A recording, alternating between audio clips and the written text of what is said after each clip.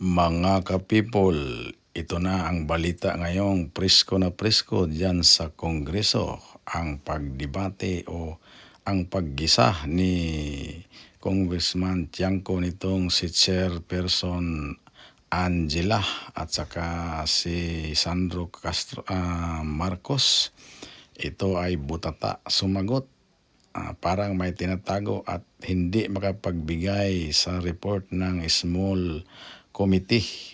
Ibig sabihin, mayroon kaya sila itong itinatago? Bawat tanong ni Congressman Tiangco, bawat gisa ay humihinto at hindi nag-loudspeaker at nag-usap-usap pa itong mga kanyang mga tauhan kung ano ang isasagot. Sana sa iyo, Congresswoman Angela, huwag ka nang umupo dyan kung magsinungaling ka man lang. Dapat ibigay mo ang hiningi ni Tiangco na 5 minutes lang.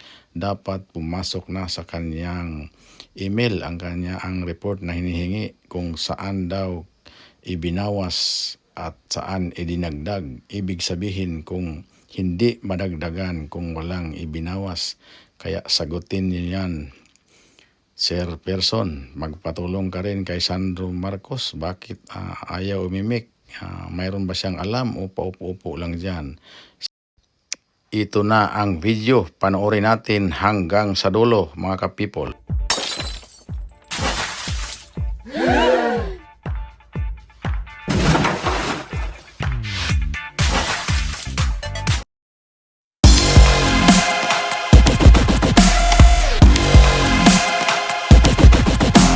Questions? The Honorable Toby Chanco from the Independent Bloc. Yes, Madam Chair. The highlight of the President's SONA was nung sinabi na mahiya naman kayo, initiative, errata for the boys SOP. So ang initiative at errata ay nanggagaling po yan sa Kongreso. Kaya nga medyo nahirapan si Sec. Ralph na sagutin kung paano nabawasan yung iba dahil talagang Kongreso po may alam yan. At dalawang pagkakataon po yan, sa BICAM at sa small committee. So I would like to ask the Chair to furnish all of the members the signed report of the small committee for 2025. Wait, bakit gumagalaw yung oras ko? Hindi naman kasama yung sagot.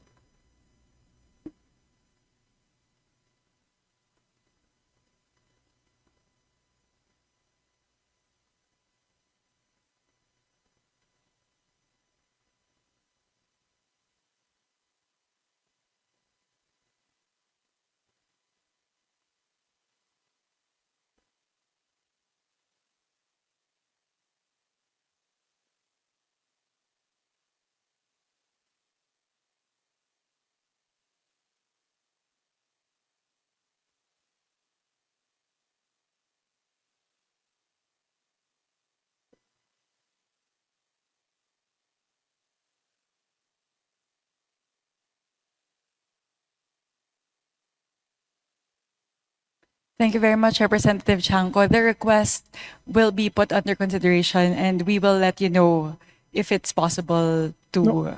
Madam Chair, why should it be put under consideration? This is of public record. This is in accordance with our rules. That all committee reports must be given to all members. And that shouldn't be taken against my time because you're telling me that, teka, balik natin yung oras ko kasi sinasabi na that will be taken into consideration. It should not be taken into consideration. Madam Chair, allow me to read this, no? Declaration of Principles and Policies. Section number 2 of our rules.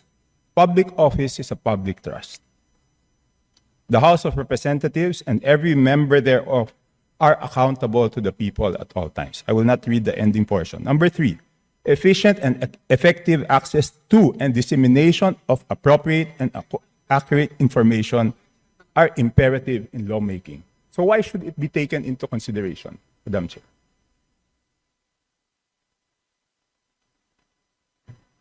This representation was not the Appropriations Chair at the time. So the person who's covering the jurisdiction of that particular document, that is a document within the purview of the 19th Congress. Given that we've now crossed over to the 20th Congress, we would need to consider that request.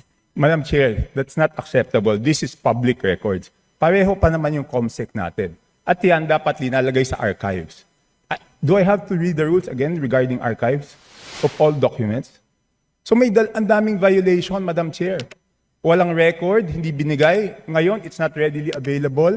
Walang record sa archives. Ano to, sikreto? Again, this representation was No, not the let's ask the appropriations committee chair. chair. Let's ask at the the time. committee secretary, where are the signed records of the 2025 small committee report?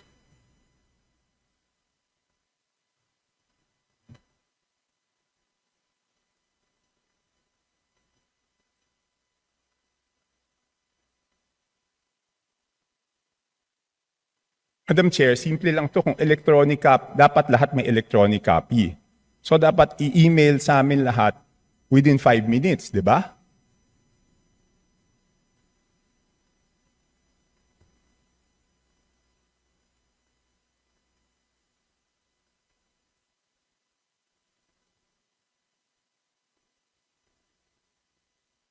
Meeting suspended.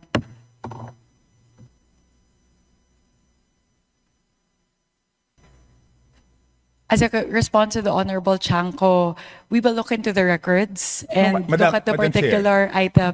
The subject matter of today's hearing is the briefing on the 2026 budget. So this is an internal matter that may No, be it's taken not. up with the Committee on Appropriations No, it's separately. So Madam we Chair, Madam Chair, starting Wednesday, tatanungin natin yung mga departamento, paano nila ginastos yung budget nila. Paano natin sila tatanungin kung paano nila ginastos yung budget nila kung hindi natin alam paano sila nabawasan at paano sila nadagdagan. We So will be able to scrutinize the performance of the different agencies as well as the utilization of the different line items based on the 2025 performance. No. So this does not preclude us from doing that scrutiny. Meron ba o wala? We would Mer- have to look into the records. How May can- I ask exactly what you are asking for? The small committee report of the 2025 budget. Let us just ask the COMSEC kung meron o wala. Kung meron, why was it not filed sa archives based on our rules 15 days after? So meron ba o wala? Simple. Kung meron, bakit hindi na-file sa archives? Kung wala, I will let you proceed, Madam Chair. I will not hold this budget hostage. Gusto ko lang malaman, meron o wala? The HGAB itself, the output of the small committee is already embedded into the HGAB itself. So that's the report. That's the output of the small It's committee. not the report, Madam Chair. Based on our rules, each committee must come out with a report. No committee is exempted from coming out with a committee report.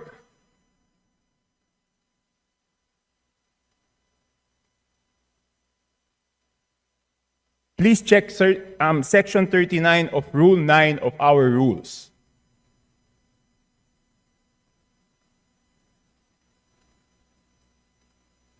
Kasi di ba kung meron, ang dali-dali naman, di ba kawala?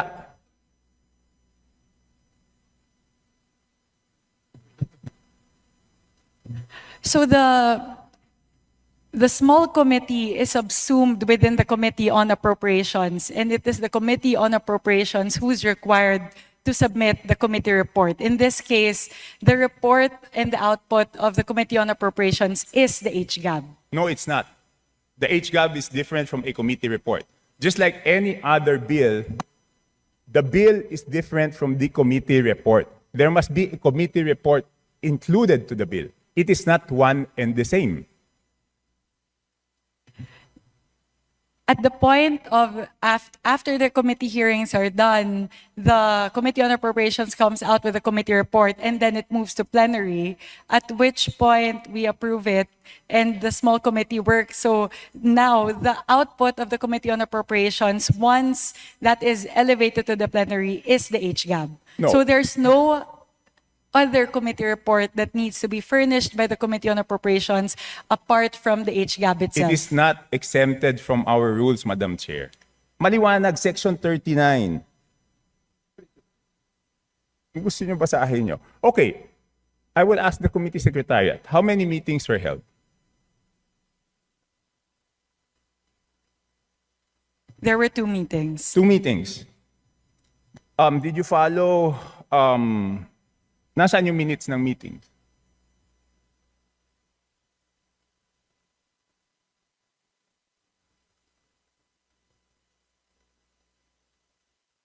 Where were the meetings held? What date?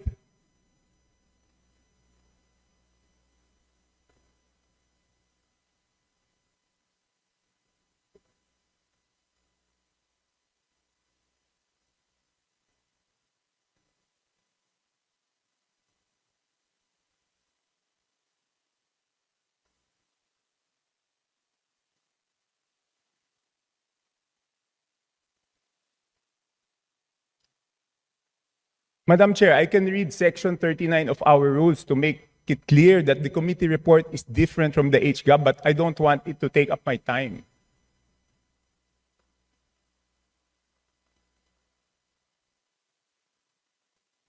Iba po yun eh, kasi tignan nyo yung BICAM. Di ba may BICAM report? Doon sa BICAM report, teka muna, ba't umaandar yung oras ko? Hindi pa na natatapos yung isyong rineraise ko. Doon sa BICAM report, nakasulat, okay, yung BICAM report, pinipintasan natin. Pero yung BICAM report, may nakasulat doon kung alin yung nabawasan, alin yung nagdagdagan. Dito sa HGAB, wala tayong makita kung alin yung nabawasan, alin yung nadagdagan. With the indulgence of Representative Chanco, so the COMSEC is currently looking into the specific request as well as the level of detail that you are requesting. No, within 5 minutes, I need the committee report. If we may please move on to the other questions Yes, while but- they're working on Yes, this. I will. But if within 5 minutes wala yan, ibig sabihin wala yan, ngayon palang gagawa yan. Ang gusto natin na committee report is the same as the BICAM. Okay? The same as the BICAM. Nakasulat kung saan binawas, saan nadagdag. Okay, I will mention why it is very important. Okay, ito may 2 distrito, no? At sino ang nag-introduce ng amendment? May 2 distrito, hindi naman to kasalanan ng congressman doon sa distritong yon. Ang NEP nila is 2.530 billion. And then, pagdating sa GAA, naging 20.999 billion. Isa pa, 1.508583 billion sa NEP. Pagdating sa GAA, 20,795. So, tapos, ang pinasok lang sa BICAM dito is 5 billion and 4 billion each. So, ang napasok dun sa small committee is 13 billion. Dun sa isa, yung isa 14 billion. So, sino yung nagpasok ng 13 billion na yun at saan tinanggal yun?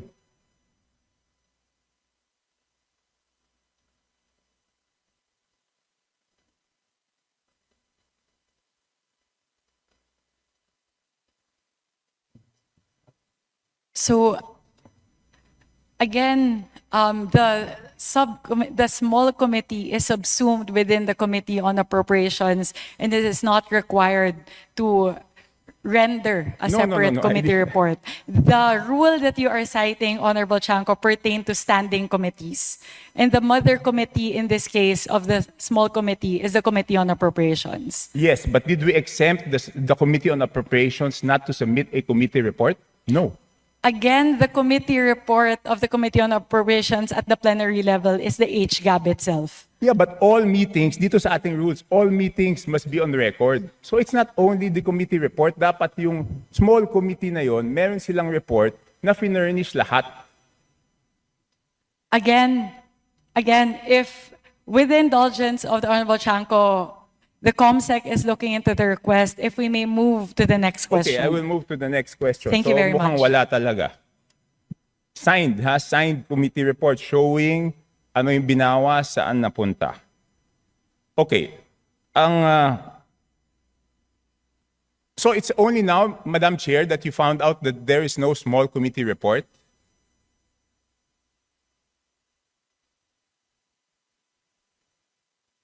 Madam Chair, it's only today that you found out that there's no small committee report?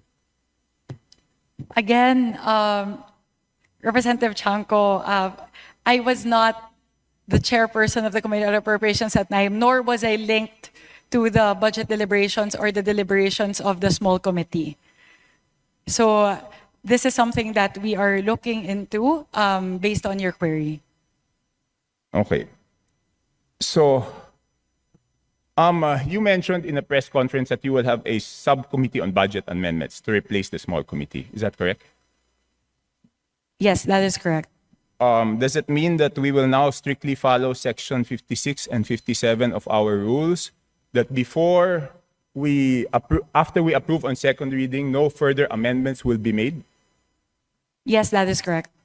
So, lahat ng individual amendments will be tackled before approval on second reading? All amendments of institutional nature will all be included in the version of the bill that will be approved on second reading. No, not institutional. I'm referring to committee and individual amendments.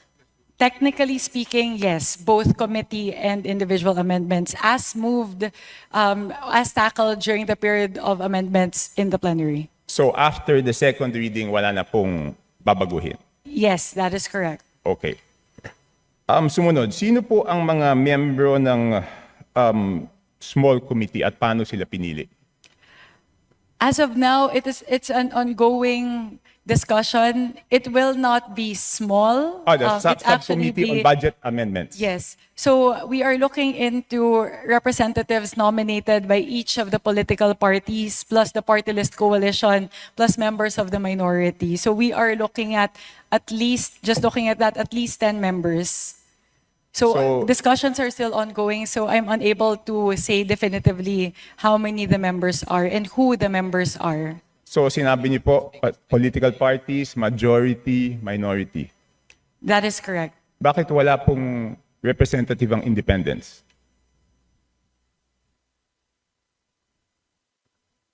Hindi pa po kami dapat tumingin din sa budget?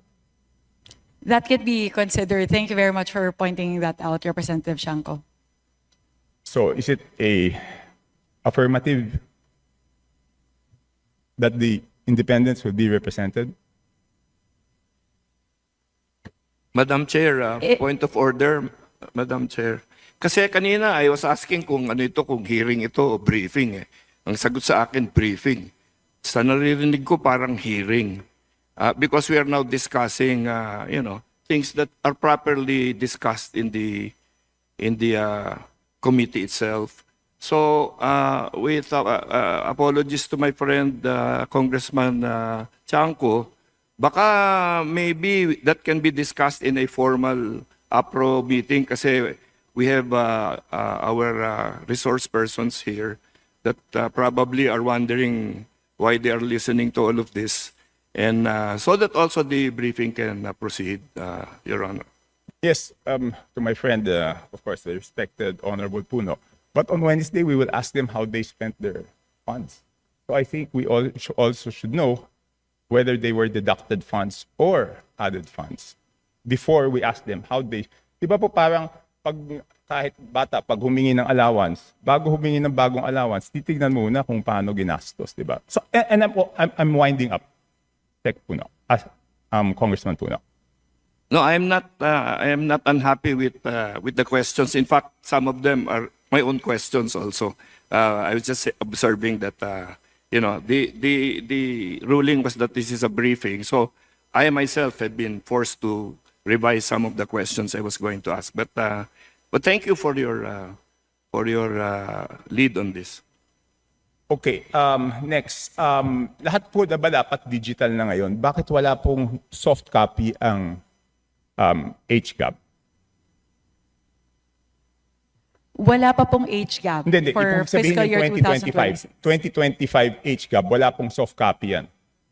So bakit po kaya walang soft copy ang HGAB? Kung yung NEP may soft copy na pinapublish po yung DBM, kung yung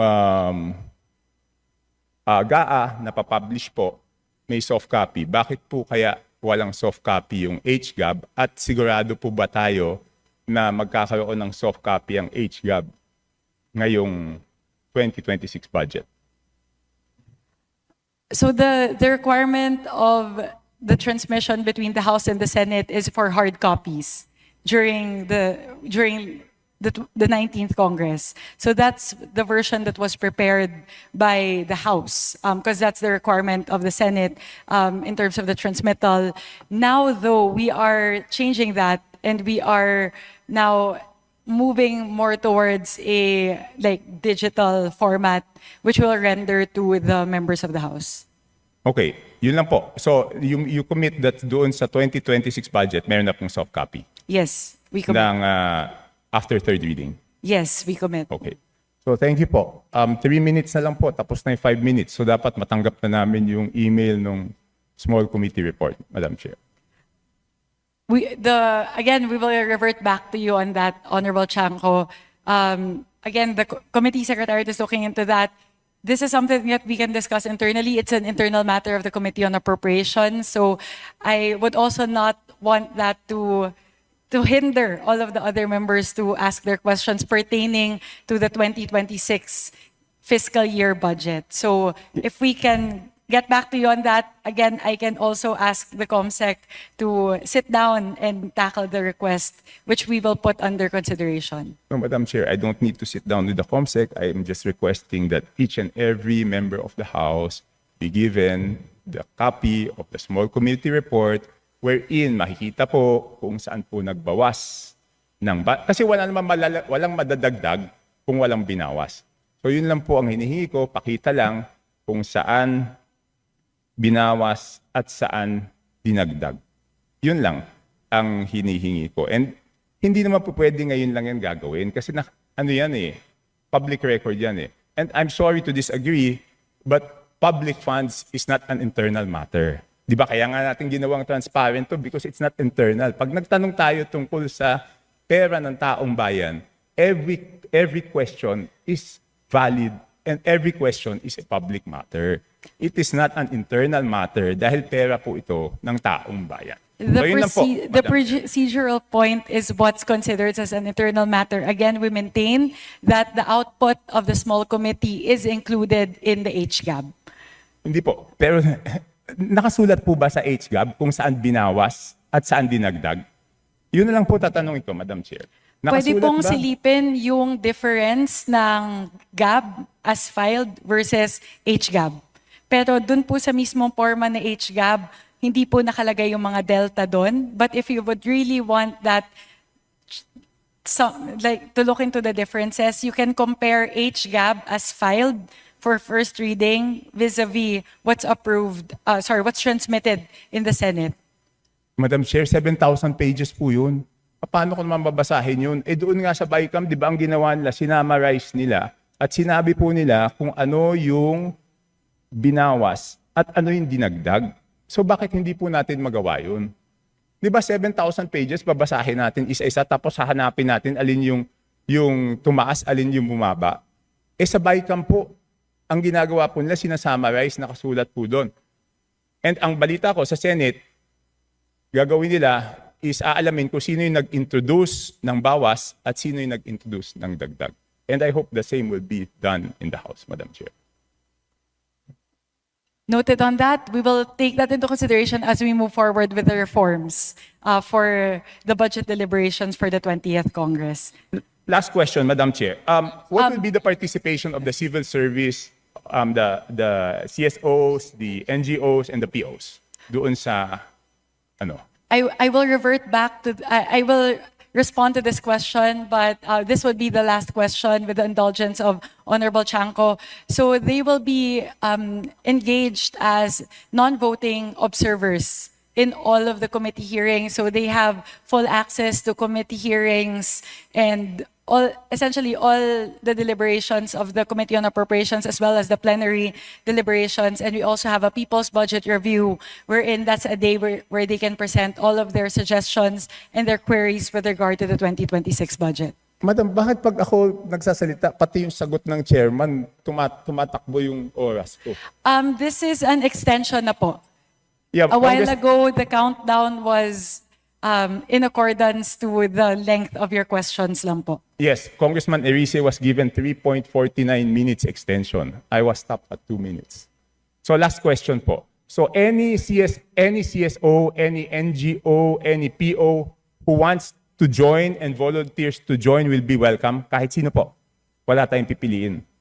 Again, last question na po talaga. I will revert back to this because it's public knowledge already. The accreditation guidelines for CSOs who would want to engage in the budget process has been publicized by the task force, by the Office of the Secretary General. So all interested parties who would want to apply may go through that accreditation process. My apologies, Representative Chanco. This is the last question. The COMSEC may also now furnish you with the accreditation guidelines. Yeah, okay. So that is my last question, but I just want to manifest 5 minutes has passed and the small committee report has not been sent to any of the members. That's on record, Madam Chair. Thank you, Representative Chanco.